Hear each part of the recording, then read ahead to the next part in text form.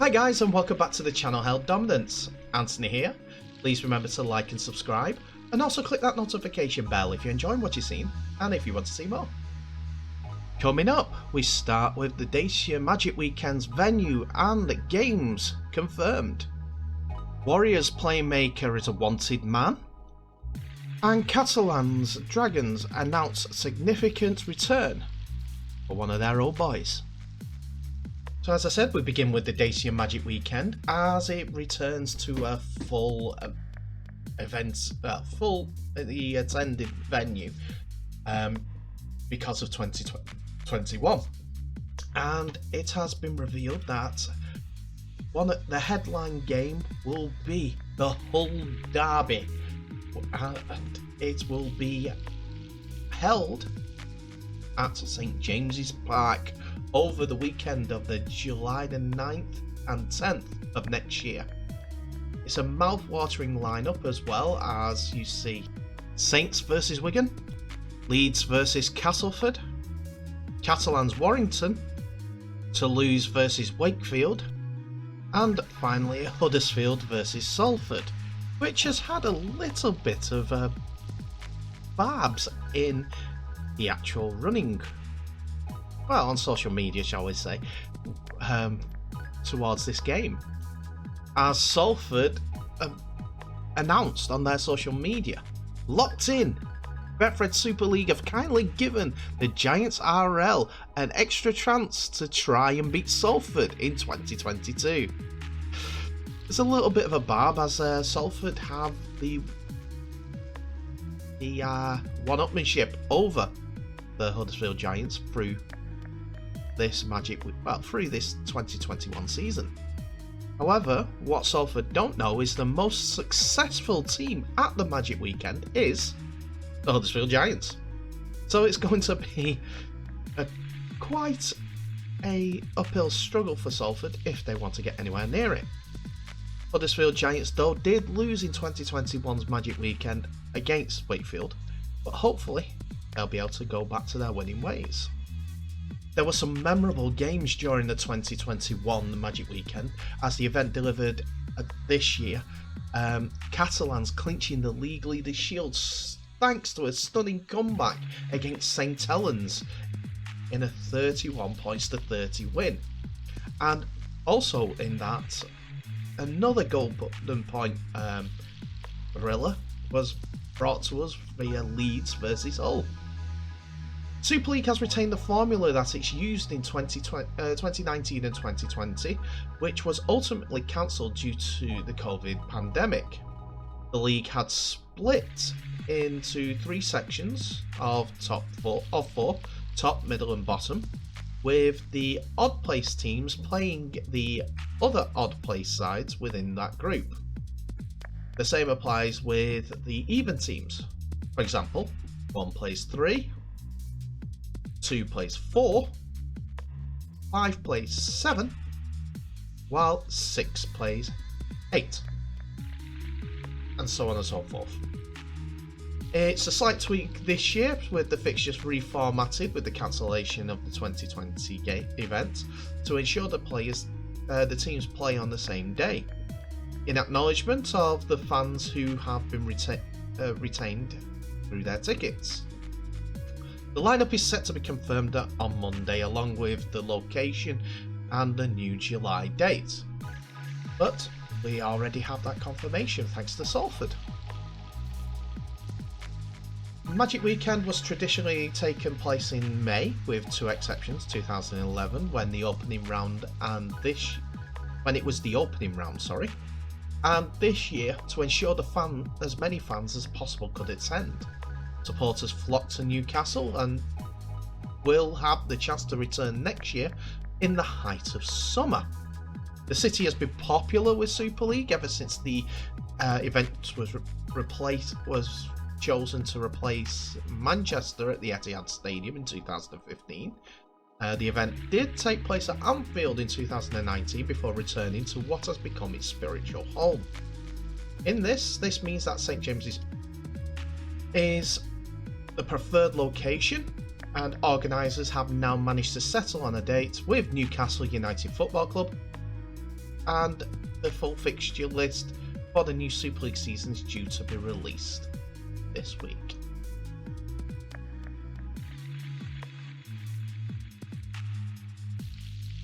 So there's a possibility that a Rugby League Playmaker merry-go-round is about to begin in the NRL thanks to the move of Mitchell Pearce going to Catalans Dragons, as Warriors Playmaker channel Harris Tavita could end up at West Tigers or the Cowboys as a result of that move.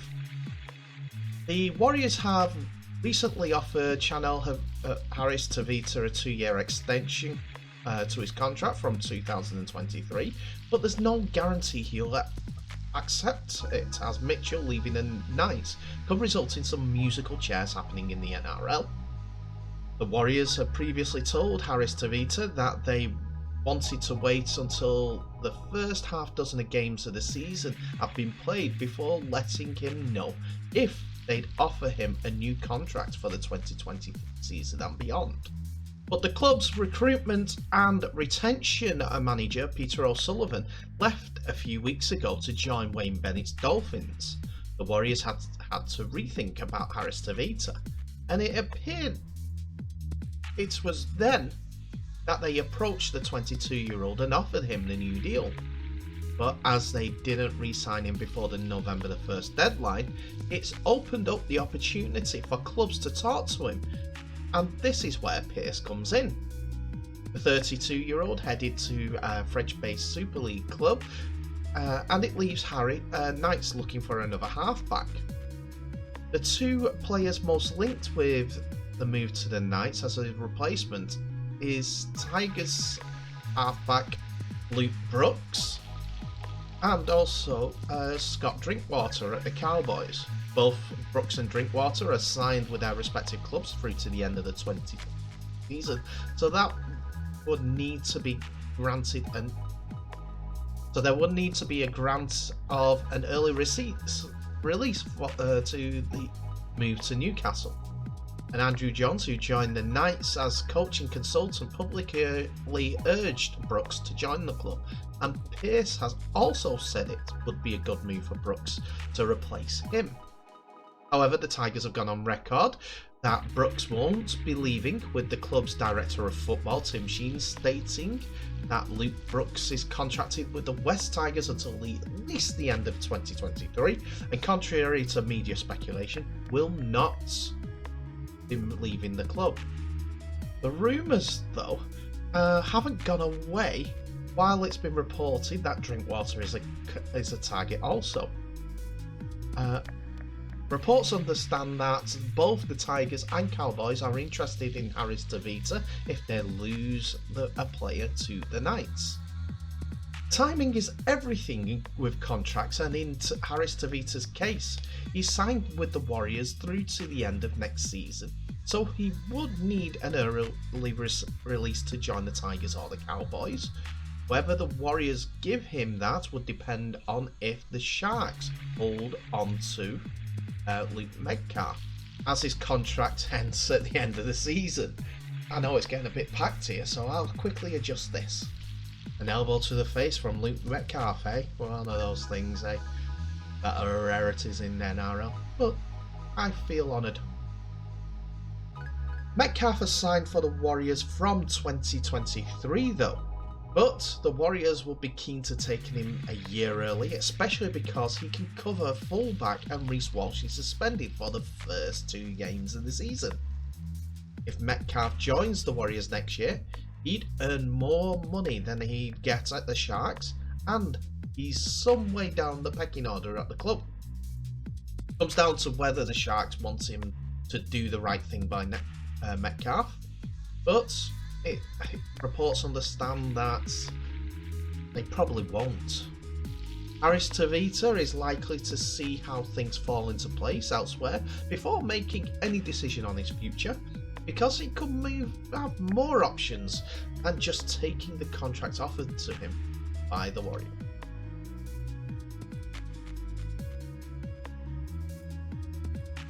So it turns out that Catalan Dragons have announced the return of one of their more favourite former players to the club for the 2022 season, and that is of Sam Moore has joined the club again as the assistant coach of the Dragons. The former Tonga and New Zealand international has returned to the club to become assistant to head coach Steve McNamara, and the 35-year-old prop forward spent 4 years as a player with the Dragons and was in their Challenge Cup winning team of 2018 before leaving at the end of the 2020 season. Always looking forward. He will reunite with his former Sydney Roosters teammate Mitchell Pearce, who quit the NRL to continue his playing career in the Super League at the French club. They enjoyed title success as they came through together as members of the Roosters 2013 Sydney Roosters team, and will look to coach the French team, as he has just recently spent a year in the French domestic champions with the French domestic champion Lesignan in 2021, but is now back at the Stade Gilbert Brutus. I've spent the past year in Lesignan, and I have a greater appreciation of what rugby league means to the people of this region of France, Moa said. I am very grateful for my time as a player and assistant coach at Lesignan, where I gained some valuable experience. I look forward to working alongside Steve McNamara, Thomas Bosch, and the staff at the Catalans Dragons as a collective in order to help the team and the club take the necessary steps to fulfill its huge potential. Well, Sam Moore arrived at the Catalans Dragons in 2017 and went on to play 90 games with the club, scoring 8 tries.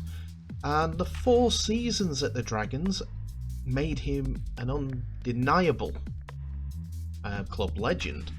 And because of this, to welcome him into the coaching staff, Steve McNamara said, "We are delighted that Sam has rejoined the Dragons as an assistant coach. He has a great knowledge in the specific areas I want him to work with, a great personality and energy to match. He will be an outstanding addition to our staff." So in his career, he has played for the Cronulla Sharks, the 35-year-old Moore, as well as Hull FC, before returning down under to the Sydney Roosters, and then on to Catalans Dragons. Then he went into the French Elite One League with Lesignan. He has also got 19 caps at international level, 10 with Tonga and 9 with New Zealand, and was renowned for his hard-hitting and hard-running style, which made him a favourite wherever he went, and also a grand final winner in Australia.